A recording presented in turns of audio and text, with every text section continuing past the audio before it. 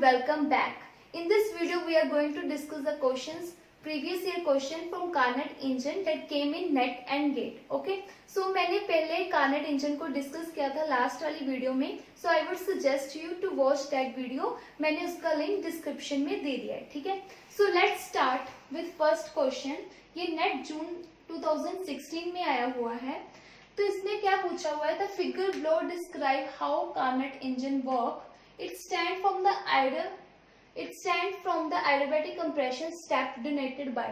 तो हमने यहाँ पे adiabatic compression step को डिनोट करना है. तो यहाँ पे वो हमें बताना है कि कौन सा स्टेप जो है वो adiabatic compression है. ओके, हमने लास्ट वाली वीडियो में Carnot इंजन पढ़ा था. Carnot इंजन में कैसे होता था? यहाँ पे प्रेशर होता था, यहाँ वॉल्यूम होता था. सॉरी, यहाँ पे ऐसे करके उसका कुछ ग्राफ बनता था A, B, C, D. इसको हम बोलते थे आइसोथर्मल एक्सपेंशन, इसको बोलते थे एडियाबैटिक एक्सपेंशन, इसको बोलते थे हम आइसोथर्मल कंप्रेशन और इसको बोलते थे एडियाबैटिक कंप्रेशन, राइट. पर प्रॉब्लम इस ग्राफ में ये है कि हमें यहाँ तो P/V दिया हुआ था, लेकिन यहाँ हमें दिया हुआ है V/P. तो इस ग्राफ में हमने कैसे फाइंड आउट करना है उसका मैं आपको बताऊंगी. सो अब हमारे पास जो ग्राफ है वो कैसे है? V/P का. फाइन. सो यहाँ पे मैं ये वाला ग्राफ फिर से ड्रॉ कर रही हूँ PV, जिसमें हमें ऐसे करके कुछ ग्राफ दिया हुआ है A, D, C, B. Okay, ऐसे ग्राफ है. इसकी अब हमने मिरर इमेज ड्रॉ करनी है. मिरर इमेज कैसे ड्रॉ करते हैं? ऐसे करके यहाँ पे V आ जाएगा, यहाँ पे P आ जाएगा. ओके, और AB लाइन इधर को है, इसको ऐसे ड्रॉ कर देना है. ये वाली लाइन कौन सी आ गई? AB. सेम ड्रॉ करना है, मैंने स्ट्रेट कर दी. एक्चुअली में हमने यही ध्यान रखना है कि यहाँ पे AB लाइन आए. ओके, उसके बाद BC तो ऐसा ही आ जाएगी. फिर उसके बाद जो CD है वो ऐसे करके और AD ऐसे करके. ओके, ये ग्राफ हो गया. ये हमने मिरर इमेज ड्रॉ कर ली. उसके बाद हमने ये ग्राफ को ऐसे टर्न कर देना है. क्या कर देना है? टर्न कर देना है. कि मतलब अगर ये अब ये ग्राफ ऐसे है, अब हमने इसको इस तरीके से दिखाना है, टर्न करना है. मतलब अब ये इसको ऐसे घुमा देना है और ये कैसे होगा? यहाँ पे P होगा, यहाँ पे P. P के साथ कौन सी लाइन है? BC. यहाँ BC बना दो. ओके, फिर C किसके साथ अटैच है? D के साथ. D किसके साथ अटैच है? A के साथ. आ गया P और V की फॉर्म में. और मैंने आपको बताया था ये कौन सा है? Isothermal expansion. ये क्या है? Adiabatic expansion. ये आइसोथर्मल कंप्रेशन. और ये क्या होता है? Adiabatic compression. तो कौन सी आ गई एडियाबैटिक कंप्रेशन? B, C. तो ये वाला ऑप्शन हो जाएगा करेक्ट. ओके, अब हम डिस्कस करेंगे second question. So second question था ये वाला. सेकंड क्वेश्चन जो है वो गेट 2014 में आया हुआ है. इस क्वेश्चन में हमने बताना है कि करेक्ट ग्राफ कौन सा है कार्नट साइकिल का. ठीक है, कार्नट साइकिल का सबसे मेन ग्राफ कौन सा होता है? P versus V. तो वो ग्राफ कुछ ऐसा करके बनता है, कर्व सा बनता है. ठीक है, सबसे अच्छा वे होता है क्वेश्चन अटेम्प्ट करने का कि हम क्वेश्चन ऑप्शन जो है वो एलिमिनेट करके चले. ठीक है, तो अब हमने सबसे पहले देखना है कि P और V का जो ग्राफ है वो ऐसा होता है. अब यहाँ पे ग्राफ देखो, P और V का स्ट्रेट लाइन दी हुई है. तो ये तो ऑप्शन बिल्कुल नहीं हो सकता. स्ट्रेट लाइन तो होती नहीं है, वो तो हमें पता ही है कि कर्व होता है. ओके, और हमें पता है कार्नट साइकिल में कौन सी प्रोसेस होती है? आइसोथर्मल. टेम्परेचर देख लिया. हमें पता है कि टेम्परेचर दो प्रोसेसेस होती हैं, आइसोथर्मल एक्सपेंशन और आइसोथर्मल कंप्रेशन. ठीक है, इन दोनों प्रोसेस में जो टेम्परेचर है वो क्या रहता है? कांस्टेंट रहता है ना. तो हमें कुछ ऐसा चाहिए जिसमें टेम्परेचर जो कांस्टेंट होना चाहिए, तभी वो ग्राफ सही होगा. यहाँ पे देखो टेम्परेचर कांस्टेंट है. किसी भी प्रोसेस में टेम्परेचर जो है वो कांस्टेंट नहीं है. ठीक है, टेम्परेचर में सो आइसोथर्मल प्रोसेस होते हैं आइसोथर्मल कंप्रेशन, मतलब टेम्परेचर तो कांस्टेंट रहना ही चाहिए। यहाँ पे भी देखो कर्व है, यहाँ पे भी टेम्परेचर चेंज हो, यहाँ पे तो चेंज हो ही रहा है, यहाँ पे कर्व है, यहाँ पे भी कर्व सा जैसे है, तो मतलब इस किसी भी केस में टेम्परेचर जो है वो कांस्टेंट नहीं है, तो ये तो गलत हो गया।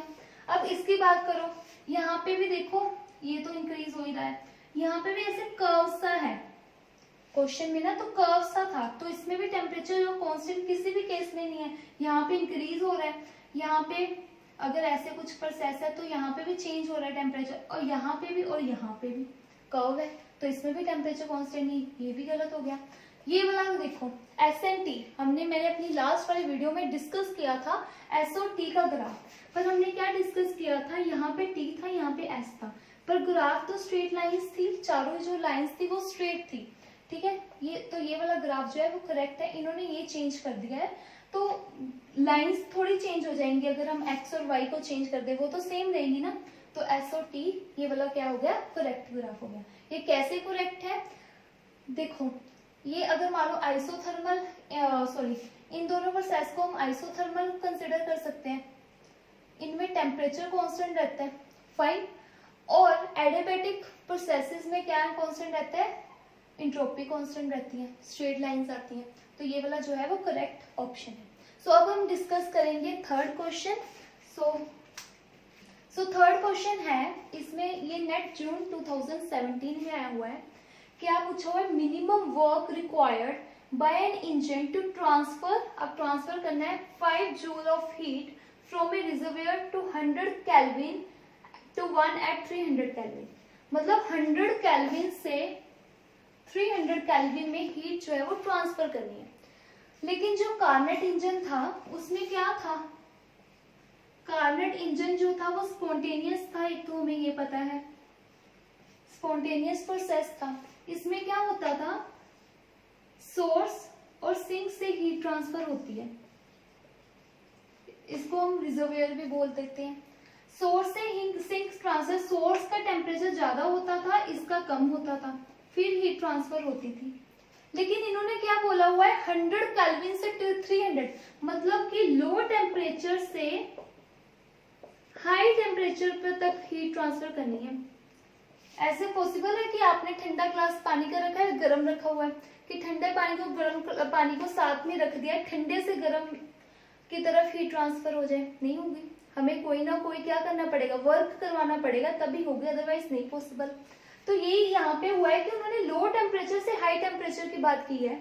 कार्नेट इंजन में क्या होता था, हाई टेम्परेचर से लो टेम्परेचर पे जाता था। सो इस केस में अब हम क्या करेंगे कि कार्नेट इंजन का केस ना होकर ये कौन सा केस है, रेफ्रिजरेटर का केस है ये। इसमें क्या होता है, we have to do work. Carnot engine में क्या होता था, efficiency is equal to -W/Q होता था, है ना। तो इस केस में बीटा होता है which is equal to, and this is equal to TH - TC/TH, ये होता था। इस केस में क्या होता है, इसमें होता है Q/W होता है, which is equal to TC। आप ये फॉर्मूला याद कर सकते हो इन केस ऑफ रेफ्रिजरेटर, तो ये होता है is equal to TH - TC होता है। हमने क्या निकालना है, वर्क डन मतलब हमने ये W निकालना है। सो ये W किसके इक्वल आ जाएगा, इसको हम इधर ले जाएंगे और ये इधर ले जाएंगे। So work is Q TH - TC/TC आ जाएगा W। Q के कितना गिवन है, हमें Q दिया हुआ है यहाँ पे 5 जूल, Q दिया हुआ है 5 जूल, ठीक है। TH कितना दिया है, हाई टेम्परेचर, ये कौन सा है, hot T temperature 300 kelvin. TC कितना दिया हुआ है, 100 केल्विन। अब हमने W निकाल लेंगे। So W is equal to, Q is 5 joule, temperature is 300 high वाला, लो वाला 100 बाय TC कितना है 100, तो यहाँ आ जाएगा 5 जूल, ये केल्विन से केल्विन कट जाएगा, unit, I am talking about unit, 200/100 तो आ जाएगा 10 जूल। है ऑप्शन 10 जूल? हाँ, बी ऑप्शन करेक्ट हो जाएगा। Okay, so now we are going to discuss fourth question. So fourth question discuss करते हैं हम। Question is the Carnot take up 90 joule of heat from the source kept at 300 kelvin. Source at 300 kelvin मतलब कि हमें TH दिया हुआ है, source का टेम्परेचर 300 केल्विन, और हमें बोला हुआ है कि कार्नेट टेक अप 90 जूल मतलब Q1 कितना है 90 joule. Okay, the correct statement among the following, हमने करेक्ट स्टेटमेंट देख लिया। हमें पता है कार्नेट इंजन की एफिशिएंसी क्या होती है, TH minus TC by TH, okay, which is equal to Q1 plus Q2 by Q1। इसको ही हम कैसे लिख सकते हैं, TH से TH कैंसिल हो जाएगा, minus TC by TH is equal to 1 plus Q2 by Q1। Okay, तो 1 से 1 कैंसिल हो गया, तो इसको हम लिख सकते हैं कि minus TC by TH is equal to Q2 by Q1, right. हमें क्या दिया हुआ है, TH 300 केल्विन, Q2 और Q1 दिया हुआ है, दैट इज 90 जूल। फाइन, अब 90 यहां से हमें TC बाय Q2 मिल जाएगा, दैट इज 300 बाय 90 जो आ जाता है 3 3 9 3 10 10/3।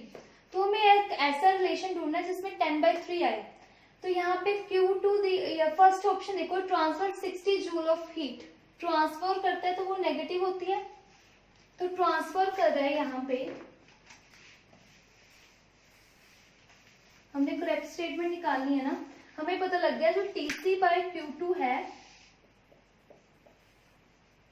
वो आना चाहिए 10/3, ठीक है।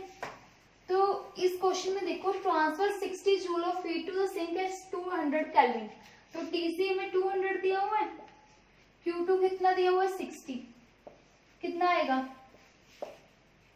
2 3 था 6 2 10 20, 10/3 आ गया, मतलब फर्स्ट ऑप्शन ही करेक्ट है। बाकी भी देख सकते हो, 50/250 10/3 आना चाहिए बस। यहाँ पे कितना आ गया 1/5, फिर आ गया 60/250 6/25 नहीं आएगा, 50/250 हम क्या कर रहे हैं 250/50 आएगा, क्योंकि TC हमने पहले लेना है। तो यहाँ पे आ गया 5, तो किसी केस में नहीं आ रहा, तो फर्स्ट केस जो फर्स्ट ऑप्शन है वो करेक्ट हो जाएगी। Okay, so now we are going to discuss last question of today's video. So last question है, 1 mole of ideal gas undergoes cyclic process ABCD starting from point A through 4 reversible steps as shown in the figure. So total work done हमने निकालना है। हमें ये kind of कार्नेट cycle है, कार्नेट cycle भी cyclic process था, ये भी साइक्लिक प्रोसेस है, थोड़ा सा अलग है उससे। सो यहाँ पे क्या हो रहा है, हमें पता है वर्क जो होता है वो होता है -P delta V, means there should be change in the volume, otherwise work क्या हो जाएगा 0 हो जाएगा अगर वॉल्यूम में कोई चेंज नहीं होगा।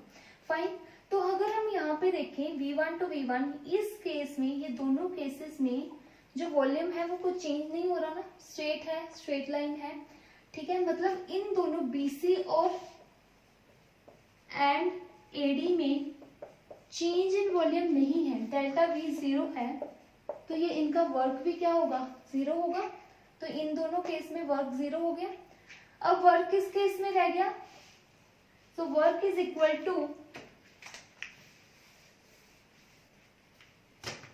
वर्क हो गया equal to AD plus, sorry इस केस में 0 हो गया, वर्क हो गया AB, ये वाला वर्क और ये वाला CD, AB plus CD। Okay, so ये कौन सी प्रोसेस है, वर्क निकालने के लिए हमें पता होना चाहिए कौन सी प्रोसेस है। इसमें टेम्परेचर क्या रह रहा है, कांस्टेंट रह रहा है। अगर टेम्परेचर कांस्टेंट है इसका मतलब ये कौन सी प्रोसेस हुई, आइसोथर्मल। तो आइसोथर्मल के केस में वर्क क्या होता है, RT लो ln minus RT ln V2 final, V final क्या है, V2 ऐसे है ना, एरो ऐसे है ना, तो V2 by V1, okay, minus RT ln V2 by V1। So RT कौन सा होगा यहाँ पे, T1। तो अब हम निकालते हैं CD के केस में वर्क।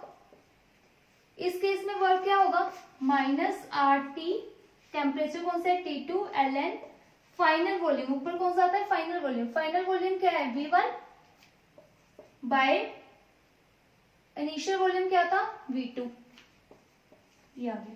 टोटल वर्क क्या होगा, इन दोनों का सम, टोटल वर्क क्या होगा, ये रब कर दें,